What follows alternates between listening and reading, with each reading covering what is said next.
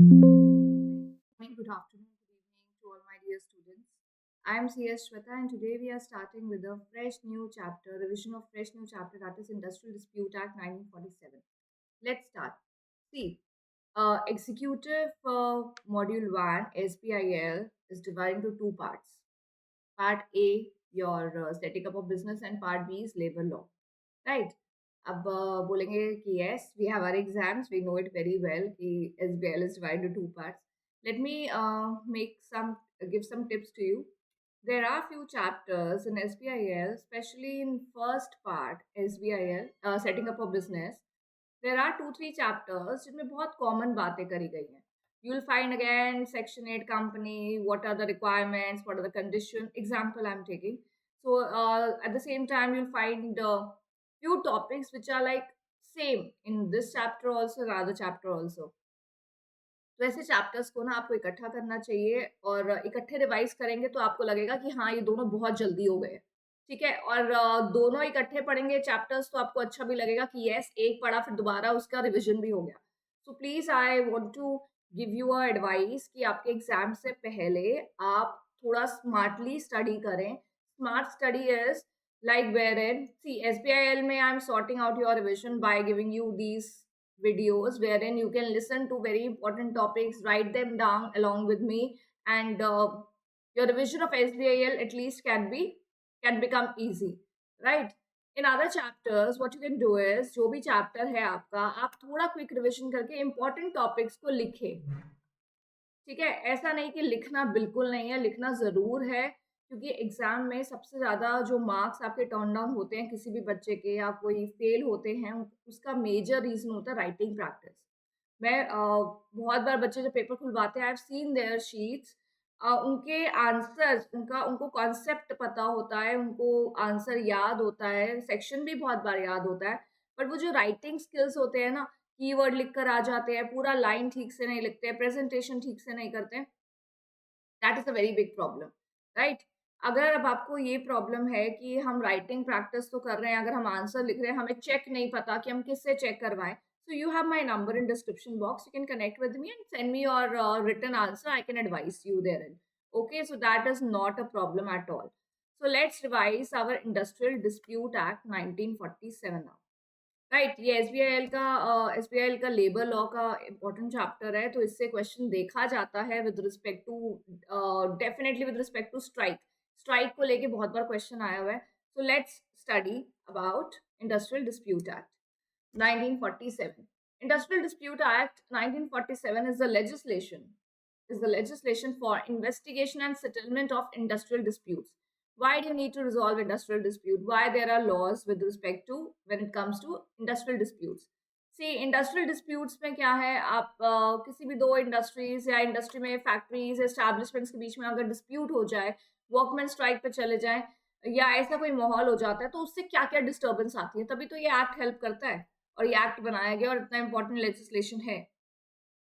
Workman strike पे जा रहे हैं, काम रुक रहा है. काम अगर कोई ऐसा काम है जो यूटिलिटी वाला है या कोई ऐसा काम है जो रॉ मटेरियल है, तो वो जो रॉ मटेरियल है उसकी इंडस्ट्री में अगर वर्कमैन चले गए स्ट्राइक पे, तो वर्कमैन का नुकसान, एम्प्लॉयर का नुकसान. वो जो रॉ मटेरियल बन रहा है वो आगे जिसको चाहिए उसकी फैक्ट्री में रुक गई.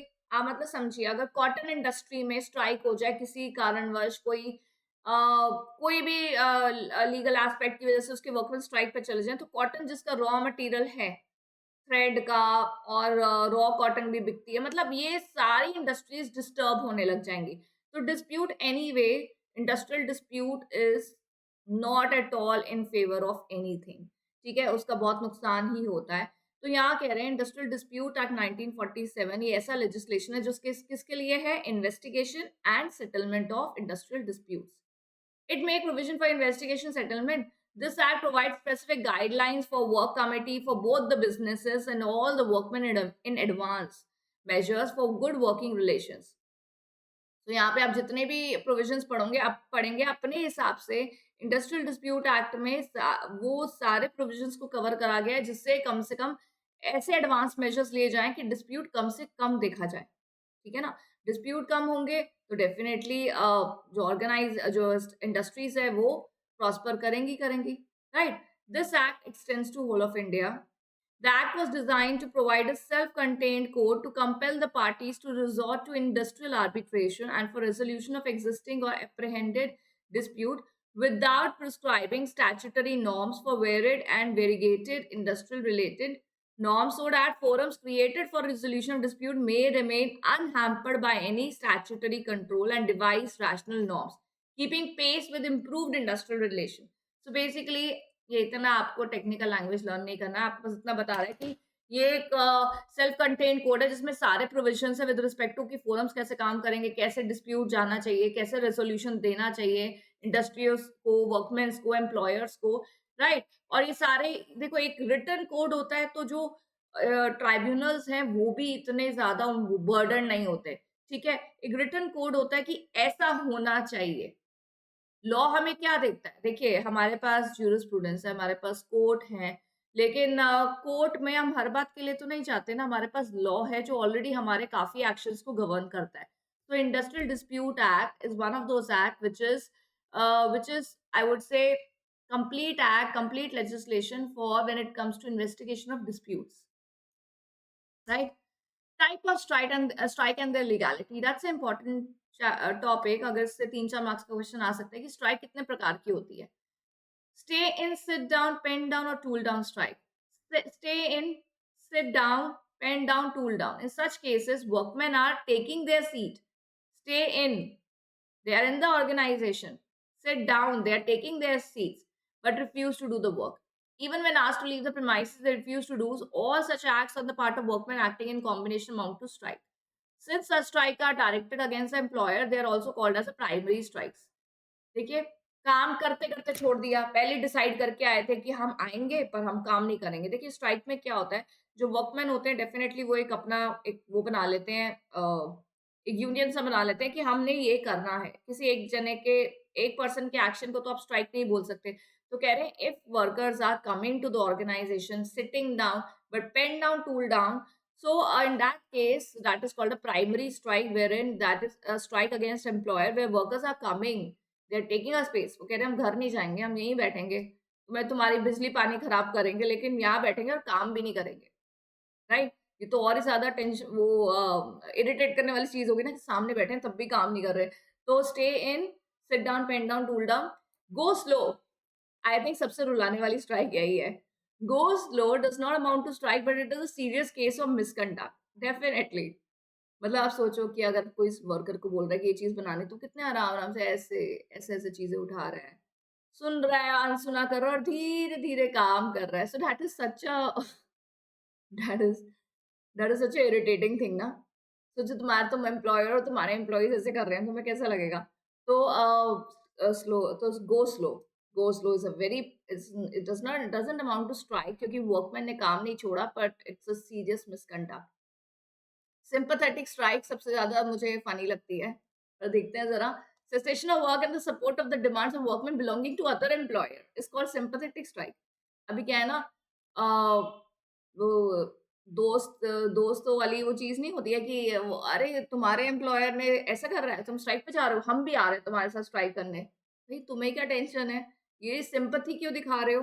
मतलब दूसरा तुम्हारा, तुम्हारे होता है ना वो सेम दोस्ती यारी में कि सेम बैकग्राउंड और सेम गाँव के हैं और उसके एम्प्लॉयर ने, सामने वाले के एम्प्लॉयर ने कुछ करा है, वो स्ट्राइक पे जा रहा है, तो तुम भी उसको सिंपैथी देने के लिए स्ट्राइक पे जा रहे हो। Such that is so unjustifiable invasion of the right of employer who is not at all involved in the dispute. The management can take disciplinary action on for the absence of workmen. क्योंकि आपके employer का तो कोई dispute से लेना देना नहीं है और आप दूसरे को सिंपैथी देने जा रहे हो, ऐसा भी देखा जाता है, इसलिए उसको सिंपैथेटिक स्ट्राइक बोलते हैं। हंगर स्ट्राइक नाम से पता चल रहा है, some workers may resort to fast on or near the place of work or residence of the employer. It is a peaceful and does not result in cessation of work. It will not constitute a strike, but if due to such act even those present for work could not be given work, it will amount to strike। यहाँ क्या बोल रहे हैं कि ये worker क्या करते हैं, कहते हैं हम कुछ नहीं खाएंगे, हम काम कर रहे हैं धीरे धीरे पर हम कुछ नहीं खाएंगे और हम आपकी जगह के आसपास बैठे हुए हैं और कुछ नहीं खाएंगे। दैट्स अ हंगर स्ट्राइक, जैसे नाम से पता चल रहा है। कह रहे हैं भूखे रहना और काम करते रहना स्ट्राइक नहीं माना जा रहा, लेकिन आपके इस बिहेवियर की वजह से आपको फर्दर काम नहीं दिया जा रहा, उसको स्ट्राइक बोल रहे हैं। Work to rule, since there is no cessation of work it does not constitute a strike. Work to rule मतलब हम एक पर्टिकुलर रूल के हिसाब से काम करेंगे तो बट दे आर वर्किंग, तो ये स्ट्राइक नहीं है। देखो, तो सबसे ज्यादा प्राइमरी स्ट्राइक यही है क्योंकि इस पे काम छोड़ दिया गया, ये एक टाइप का मिसकंडक्ट है। सिंपैथेटिक स्ट्राइक में तो डिसिप्लिनरी एक्शन लिया जाता है। हंगर स्ट्राइक में क्या है कि वर्क कर रहे हैं बट नया वर्क नहीं दिया जा रहा, तो वो जो नया वर्क नहीं दिया जा रहा, that is strike. Work to rule का मतलब है यहाँ पे कि does not constitute a strike because you are working to a particular rule, right. तो ये कुछ टाइप ऑफ स्ट्राइक है। अगर एग्जाम में 3 मार्क का क्वेश्चन आता है तो you will be able to write. Legality of strike.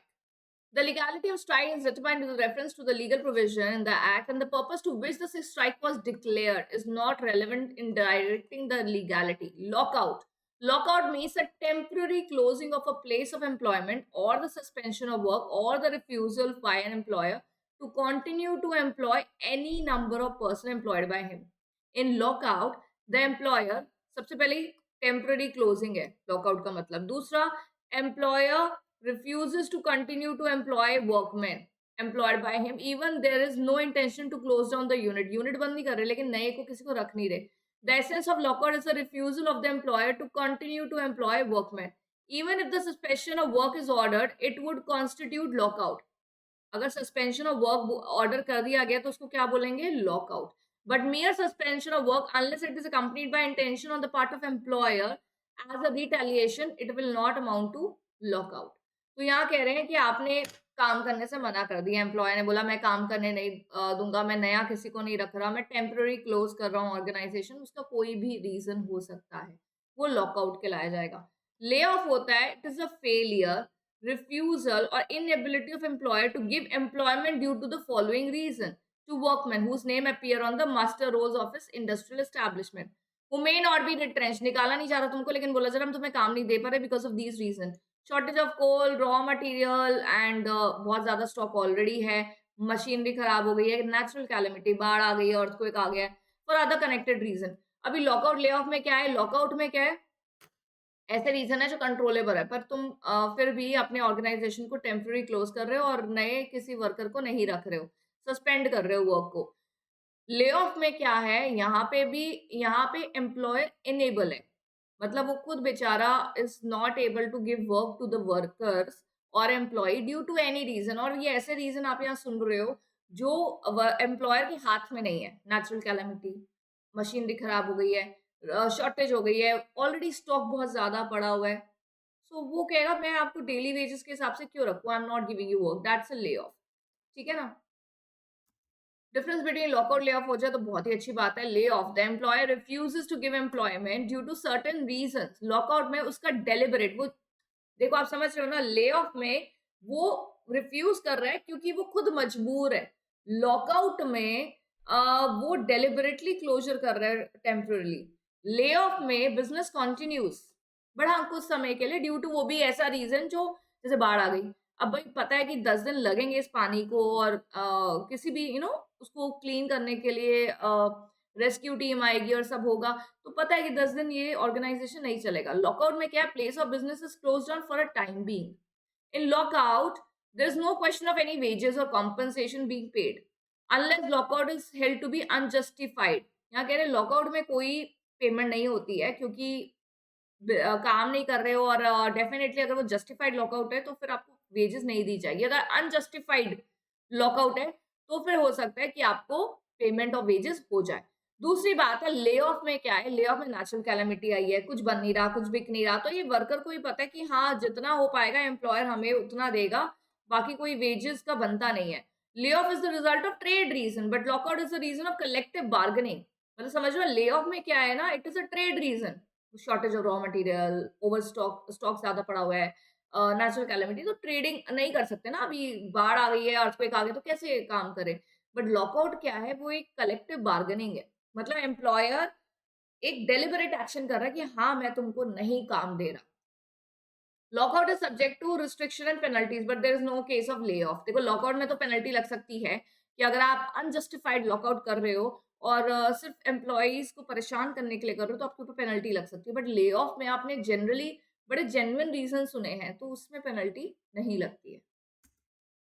यही क्वेश्चन आ जाए एग्जाम में। The act provides the following authorities for investigation settlement of industrial dispute. तो अभी जितना भी इंडस्ट्रियल डिस्प्यूट हमने देखा, इस चैप्टर में जो सबसे ज्यादा इंपॉर्टेंट है वो यही है, दो बातें।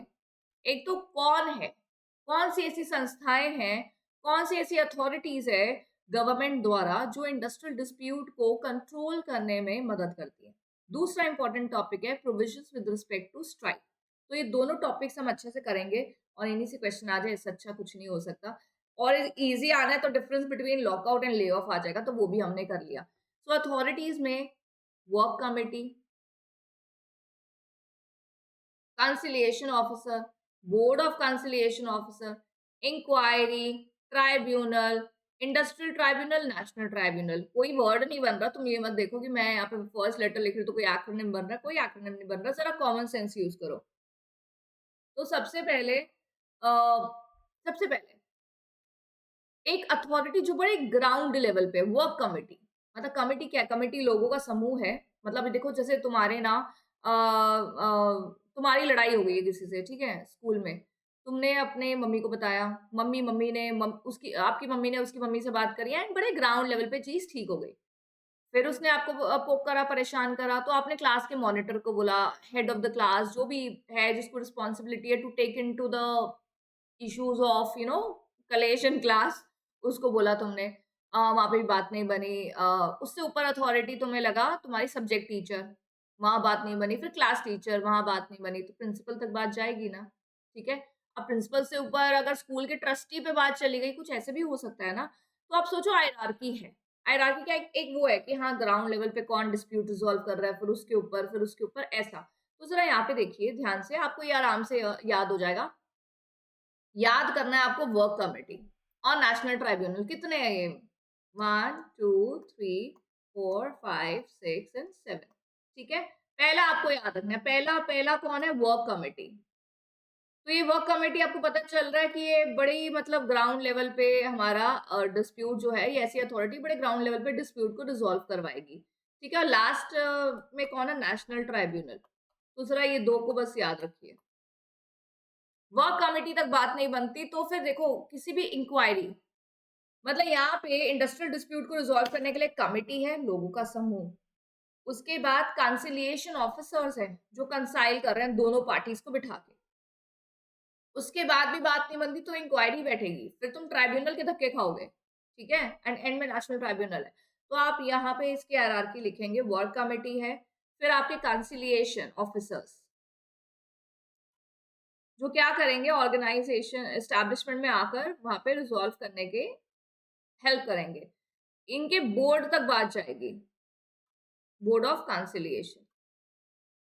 चलो यहाँ तक बात नहीं आती तो कौन है? Inquiry, court of inquiry. Court of inquiry बिठाई जाती है ट्राइब्यूनल में आने के लिए, क्योंकि देखिए अब ये नहीं है ना कि आप सीधा ही आप आ जाएंगे ट्राइब्यूनल मुंह उठा के कि ऐसा हुआ। तो ट्राइब्यूनल में जो ऑफिसर्स जजेस होते हैं उनके पास ना इंक्वायरी रिपोर्ट होनी चाहिए कि क्या हुआ था, अभी तक कितना रिजोल्यूशन आ गया और रिजोल्यूशन से क्यों सहमत नहीं है। तो इसके लिए कोर्ट ऑफ इंक्वायरी चाहिए, ठीक है ना। हम करेंगे इसके बारे में बात। और 3 ट्राइब्यूनल है, लेबर ट्राइब्यूनल, मैं क्या ही लिख रही हूँ, लेबर ट्राइब्यूनल, इंडस्ट्रियल ट्राइब्यूनल।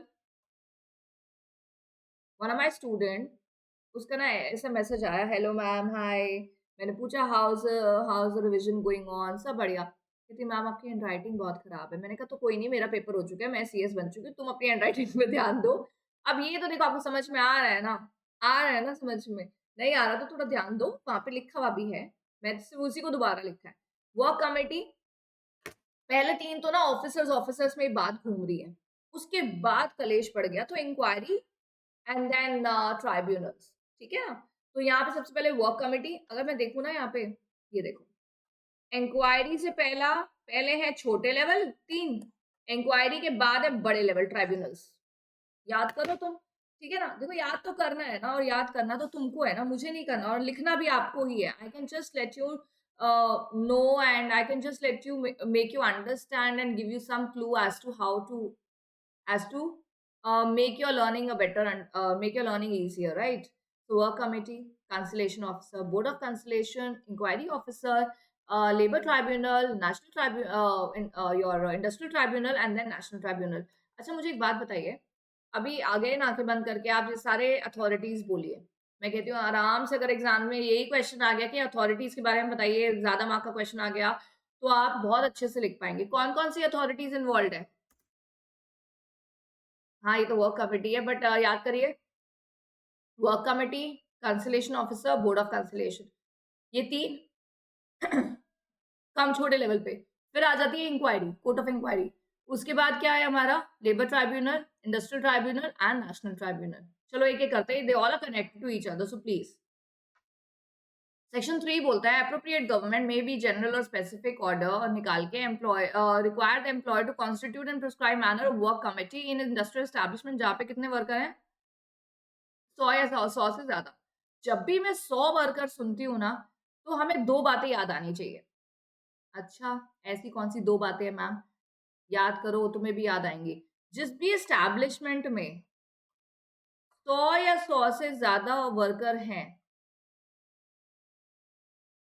उनको स्टैंडिंग ऑर्डर लगने लग जाता है, और उनको ये भी, अब आपने पढ़ लिया, वर्क कमेटी एम्प्लॉयर को कॉन्स्टिट्यूट करनी पड़ती है। तो क्यों बनाई है वर्क कमेटी, बताइए? To dissolve the dispute. किसने बनाई है? एम्प्लॉयर ने। किसके ऑर्डर पे? गवर्नमेंट के ऑर्डर पे। ठीक है, क्यों बनाई है? डिस्प्यूट को रिजॉल्व करने के लिए। The work committee will be comprised of representative of employers and workmen engaged in the establishment. तो work committee में दोनों का आपको representative देखने को मिलेंगे. It shall be the duty of the work committee to promote measures for securing and preserving good relations between employer and workmen, and to that end to comment upon matters of their common interest or concern and endeavor to compose any difference in opinion. Endeavor to compose मतलब उनका एक मकसद होना चाहिए कि एक तो promote करे peace, harmony between employer employees. उसके बाद प्रमोट करें कि ये कॉर्डियल जो आपका एक एमिकेबल एनवायरनमेंट जो है वो बना रहे। उसके बाद हमें पूरी कोशिश करते हैं वर्क कमेटी की, वो डिस्पोज करते हैं वो सारी डिफरेंस ऑफ ओपिनियन को जो एक एम्प्लॉयर और एम्प्लॉय के बीच में है। जैसे क्या होता है ना, एम्प्लॉयर है, अब उसके बाद इतना टाइम नहीं है कि आपकी बैठ के आपको आपको बातें करे, आपकी बातें सुने। तो क्या होता है कि एम्प्लॉयर एम्प्लॉय के बीच में कुछ मिसकम्युनिकेशन अगर हो जाता है, तो work committee is the one who gives the who try to compose that difference of opinion. ठीक है, तो वर्क कमेटी तो बड़े ग्राउंड लेवल पे काम कर रही है। ठीक है ना, बहुत ही समझ के ना, ग्राउंड लेवल, आप ट्राइब्यूनल तक तो बात गई नहीं, सीधा वर्क कमेटी पे पहले बात जा रही है। और वो भी किसने बनाई है? एम्प्लॉय ने बनाई है, एस्टैब्लिशमेंट में। उसके बाद कौन थे? Conciliation officer with the duty of mediating. देखो, कंसिलिएशन ऑफिसर के बारे में हमेशा हम यही सुनते हैं कि they are like a mediators. समझ गए ना, मैंने बोला ना कि दोनों को बिठाते हैं। They both are given the reasonable opportunity of being heard. So, mediating and promoting the settlement of dispute, the appropriate government may by notification the official gazette appoint such number of conciliation officer as a think fit. कोई वो नहीं है, government अपने हिसाब से with the notification of official gazette conciliation officer appoint करती है. They are appointed for a specified area or areas and specified industries और particular industries in a particular area. ठीक है, for a limiting period. इनका objective क्या होता है कि ये जो conciliation officers हैं, जो appropriate government द्वारा appoint करे गए हैं, ये कॉन्जीनियल एटमॉस्फेयर लाते हैं between worker and employers. How? Work committee तो वहां काम कर रही है, समझ में आता है कि वो एक ऐसा एनवायरनमेंट क्रिएट कर रहे हैं, प्रमोट कर रहे हैं, एजुकेट कर रहे हैं वर्कर को, एम्प्लॉयर को भी टाइम टू टाइम एडवाइस कर रहे हैं। ये कैसे एक एनवायरनमेंट लाते हैं? ये रिकंसाइल करने की कोशिश करते हैं डिस्प्यूट को थ्रू मीडिएशन। मीडिएशन मतलब बीच में बैठ जाते हैं, तुम बताओ, अपनी अपनी बताओ, और फिर हम बताएंगे कि क्या बेटर है। ठीक है, और ऐसे ही लोग प्रमोट करते हैं सेटलमेंट ऑफ डिस्प्यूट। तो वर्क कमेटी के बाद कौन है? Conciliation officer. उसके बाद कौन है? Board of conciliation. अब ये बोर्ड है तो इसका मतलब इसमें they are specific peoples, chairman and उसके अंडर मेंबर्स होंगे who are going to resolve the dispute. तो ये कांसिलेशन ऑफिसर्स में क्या, कुछ group of officers who are visiting the establishment, दोनों के बीच में बैठ गए। बोर्ड ऑफ कांसिलेशन तक बात जाती है, फिर कांसिलेशन ऑफिसर के बाद for promoting settlement the appropriate government. देखो, सारे, चाहे वर्क कमेटी है, कांसिलेशन है, सबका जो मकसद है वो एक ही है कि to resolve the dispute. A board of conciliation shall consist of a chairman and 2 or 4 other members as the government think fit. तो ये बोर्ड है तो इसका कोई चेयरमैन होगा। ठीक है, तो इनको भी कौन अपॉइंट कर रहा है? Appropriate government. It shall be the duty of the board to endeavour का मतलब होता है to particular objective, to bring about settlement of dispute. सबका वही ऑब्जेक्टिव है।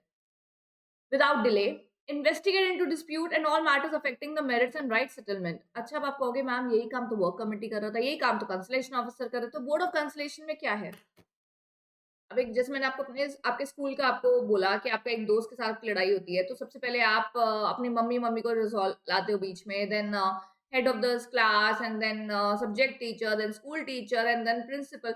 एक बात बताओ, सबका मकसद तो वही था ना, बट कुछ तो किसी में कमी रह गई होगी। आपकी डिससैटिस्फैक्शन कि नहीं-नहीं मम्मी आप तो रिज़ॉल्व नहीं कर पाए, अब तो हमें ना क्लास में कंप्लेनिंग मोड पे जाना पड़ेगा। आप समझ रहे हैं?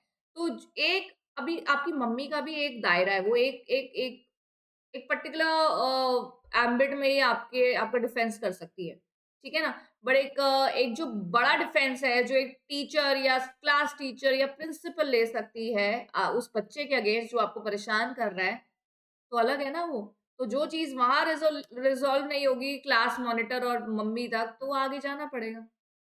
वो ज़्यादा इंक्वायरी करेंगे, ज़्यादा बड़ी चीज़ पे they will take a disciplinary action. समझ रहे हैं आप? तो हर किसी का अपना एक मोडस ऑपरेंडी है अपना इन्वेस्टिगेशन करने का। The board may also do any things that consider fit for bringing settlement. In case settlement of dispute, the board shall send a report to appropriate government with memorandum of settlement signed by all the parties. In case no settlement is arrived by the board, they forward the report again to the government कि भाई नहीं हुई settlement. The board will also enlist the reason on account on which the opinion and settlement could not be arrived. Settlement होगी तो बहुत अच्छी बात है, सेटलमेंट नहीं हुई तो तब भी रिपोर्ट जाएगी और उसमें रीजन भी बताया जाएगा सेटलमेंट क्यों नहीं हो रही। ठीक है? अभी गवर्नमेंट का मकसद है कि सेटलमेंट हो। क्यों? क्योंकि मैंने अभी आपको शुरू में ही बताया कि सेटलमेंट होने ना होने की वजह से क्या-क्या इफेक्ट्स पड़ सकते हैं डिस्प्यूट के क्या-क्या नुकसान हो सकते हैं और किस हद तक नुकसान जा सकते हैं। आप सोच रहे हो किसी पर्टिकुलर इंडस्ट्री में एक इंडस्ट्री के अंदर नहीं, इंडस्ट्रीज के बीच में अगर लड़ाइयाँ हो गई, जिसकी वजह से वर्कमैन स्ट्राइक पे गए हुए हैं एंड यूटिलिटी सर्विस रुक गई है या रॉ मटेरियल आगे एक्सपोर्ट नहीं हो पा रहा, आगे बड़ी ऑर्गेनाइजेशन यूज़ नहीं कर रही, बहुत इफ़ेक्ट पड़ गया, काफ़ी आगे तक इफ़ेक्ट पड़ जाता है। आप सोचो जब चीनी का रेट बढ़ जाता है, तो चीनी का रेट तो बढ़ता ही है, जो हम खाते हैं एज़ अ रॉ मटेरियल। मिठाई का रेट भी बढ़ जाता है, चॉकलेट का रेट भी बढ़ जाता है, हर वो चीज़ हम चीनी डलती है उसका रेट बढ़ जाता है, अनियन का रेट बढ़ यू अंडरस्टैंड एक एक एक प्रोडक्ट का तो अफ़ेक्ट होता ही होता है। उस प्रोडक्ट से जितनी चीज़ें अफ़ेक्ट होती हैं वो भी उसके उसमें आ जाती हैं। एक क्वांटम में आ जाती है कि हाँ भाई इस पे भी इफेक्ट पड़ा और उस पे भी इफेक्ट पड़ रहा है। तो क्या है ना अभी ये डिस्प्यूट उस हद तक भी जा सकता है कि एक नेशनल लेवल पे फ़र्क पड़ जाए। मतलब ये पूरी इंडस्ट्री काम नहीं कर रही और ये मट्टी कॉटन जैसे हमारे कंट्री से एक्सपोर्ट होता है।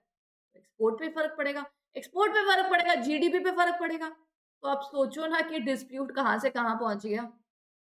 है ना? तो हम बात करते हैं ना छोटी-छोटी लड़ाइयों की वज़ह से बड़े-बड़े धमाके हो जाते हैं, तो ऐसा भी हो सकता है जिसकी वज़ह से पूरी हायरार्की है to resolve the industrial dispute.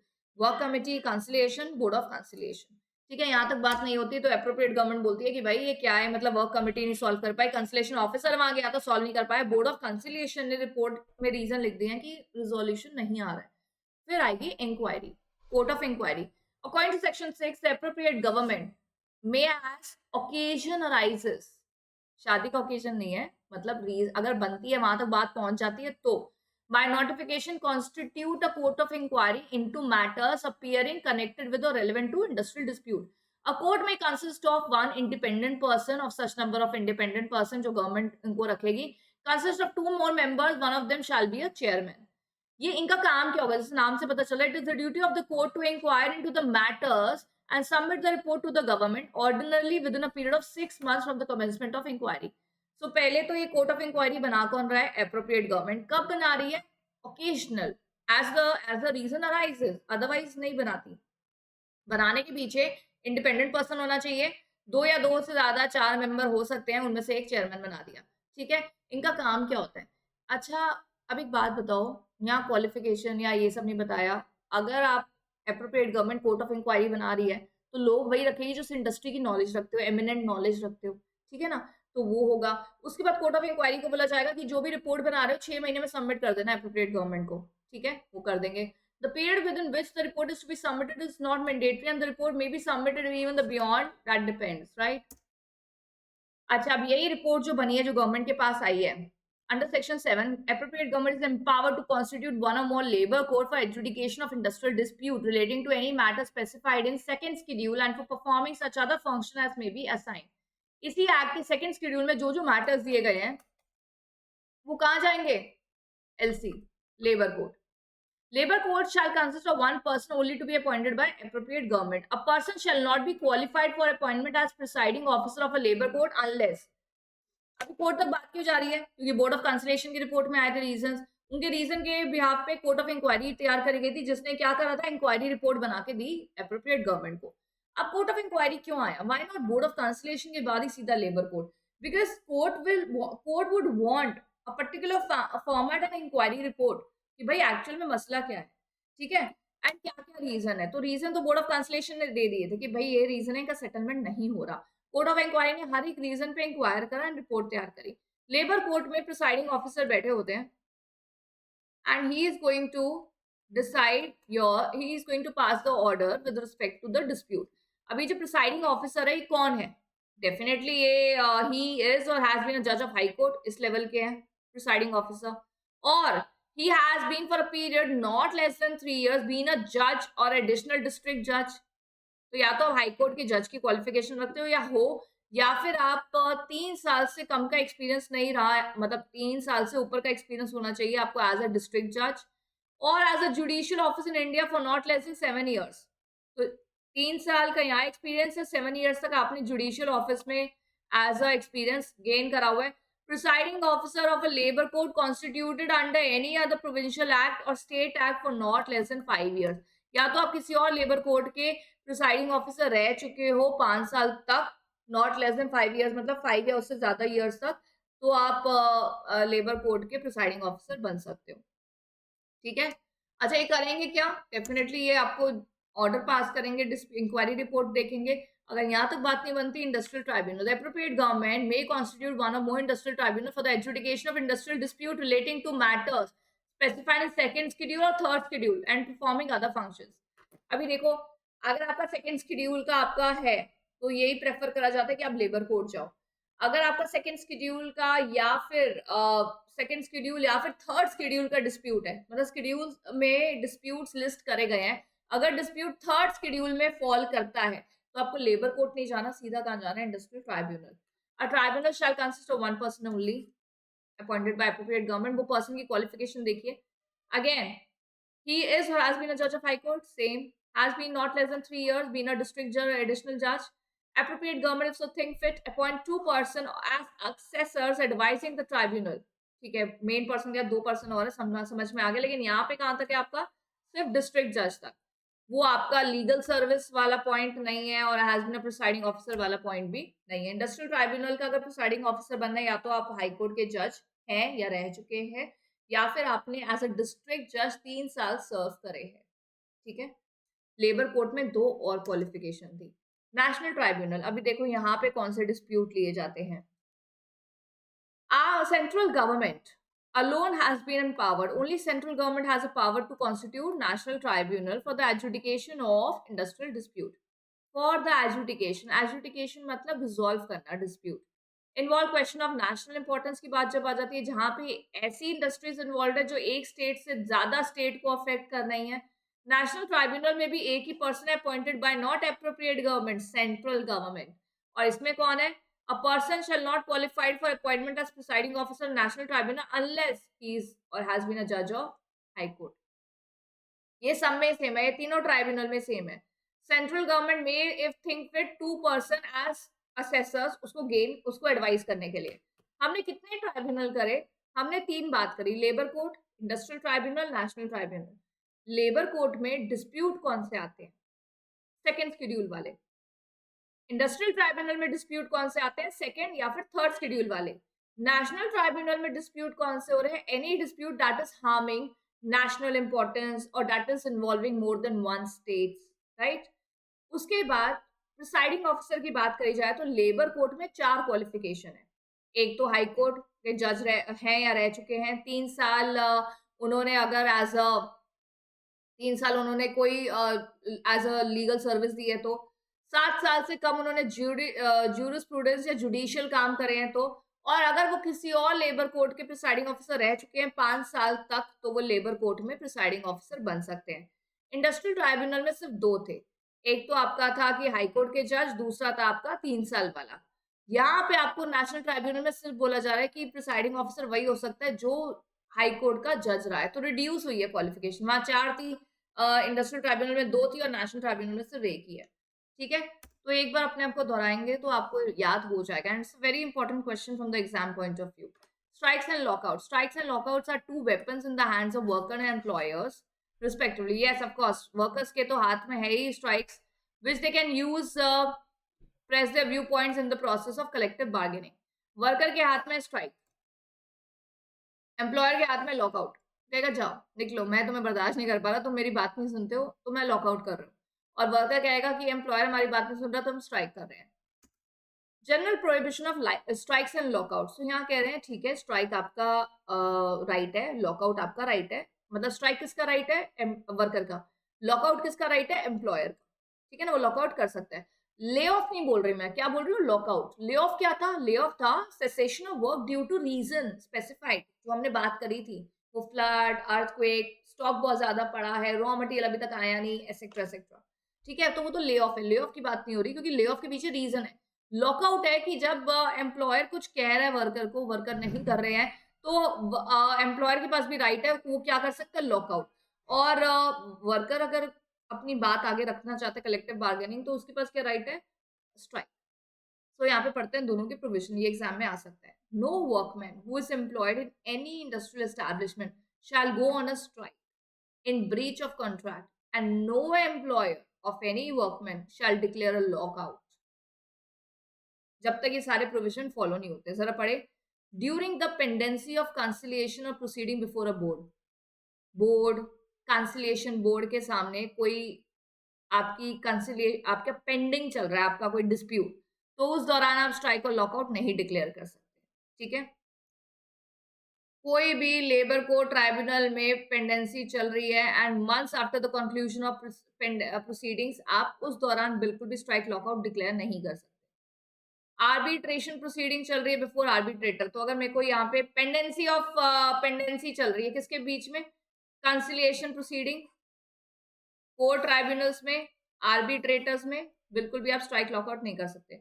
During any period in which settlement और अवार्ड इज इन ऑपरेशन, मतलब ऐसा नहीं कि अभी अभी आपको मिलने वाला है ऑर्डर और उस दौरान आप बिल्कुल भी स्ट्राइक लॉकआउट नहीं कर सकते। Prohibition of strike and lockout in public utility service.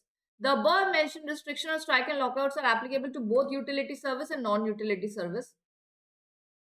No person employed in a public utility service shall go on a strike in breach of contract. Public utility service कौन सी होती है?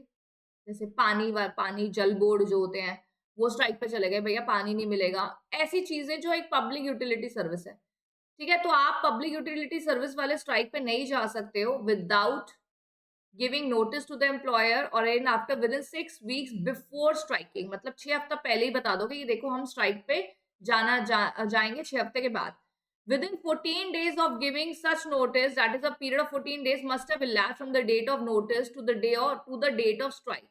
ठीक है, तो आप 14 दिन पहले एक और नोटिस दोगे कि देखो 2 हफ्ता रह गए, अब हम जा रहे हैं स्ट्राइक पे। Before the expiry of the date of strike specified in any notice, the date specified in the notice must have expired on the day of striking. तो मतलब जो आप डेट दोगे वो डेट भी निकल जानी चाहिए, उसके बाद ही स्ट्राइक पे जाओगे। During the pendency of any consolation proceeding, आप कम से कम 7 दिन तक तो वेट करोगे, उसके बाद आप स्ट्राइक पे जा सकते हो। तो पब्लिक यूटिलिटी सर्विस वालों, आप स्ट्राइक पे नहीं जा सकते जब तक आप प्रॉपर नोटिस ना दे दें 6 हफ्ते का। उसके बाद 14 दिन पहले नोटिस दे दें, उसके बाद आपको स्ट्राइक पे जाने की जो डेट है वो डेट निकल जाए, उसके बाद आप स्ट्राइक पे जा सकते हो। और कंसिलिएशन जब तक चल रही है स्ट्राइक पे नहीं जा सकते। नो एम्प्लॉयर, वैसे ही एम्प्लॉयर को बोला जा रहा है कि तुम जो पब्लिक यूटिलिटी सर्विस देते हो आप लॉकआउट नहीं कर सकते। सेम चीज, लॉकआउट से पहले 6 हफ्ते का नोटिस दोगे, 14 दिन पहले का। उसके बाद लॉकआउट से जो डेट दोगे वो इंक्लूड होनी चाहिए, और अगर कोई पेंडेंसी है कंसलेशन ऑफिसर के सामने तो लॉकआउट पे नहीं जा सकते। They both are same. एक याद करोगे दूसरा अपने आप याद हो जाएगा। The notice of lockout or strike under this section shall not be necessary where there is already in existence a strike or as the case may be lockout, but the employer shall send intimation of lockout or strike on the day on which it is declared to such authority as may be specified. यहाँ कह रहे हैं कि देखो strike चल ही रही है, तो पब्लिक यूटिलिटी सर्विस में स्ट्राइक चल ही रही है, तो अलग से नोटिस देने की जरूरत नहीं है। बट एम्प्लॉयर को फिर भी नोटिस देना पड़ता है अप्रोप्रिएट गवर्नमेंट को। द नोटिस में it shall be mention the number of person who are going to strike. The notice shall give in manner as may be prescribe by the government. If on any day employer receives from the person employed by him any notice, जो आपने ऊपर बात करी 1 and 2 में, he shall within 5 days report to the appropriate government or the authority of the government।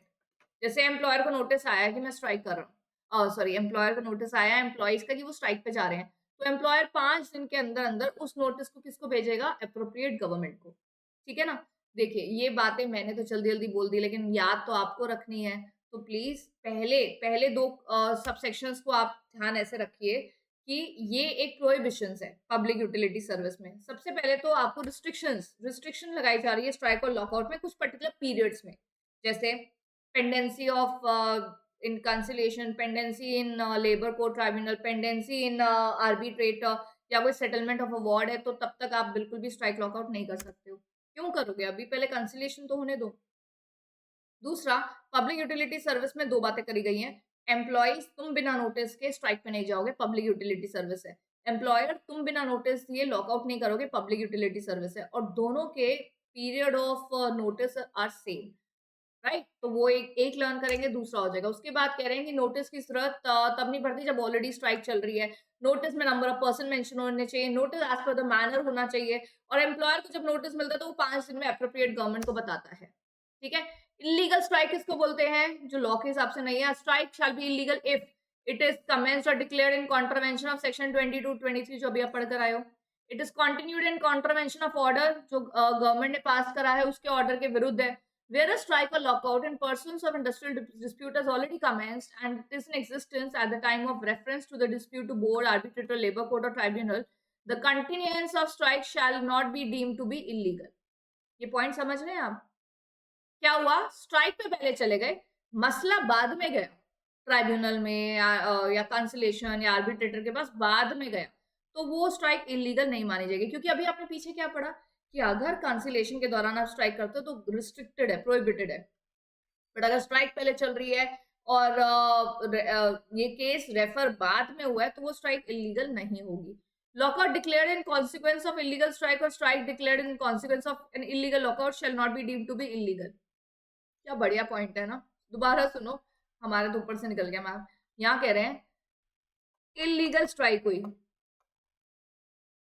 ठीक है, तो अभी क्या करा एम्प्लॉयर ने? लॉकआउट कर दिया कि भैया तुम स्ट्राइक पे जाओ, मैं लॉकआउट कर देता हूँ।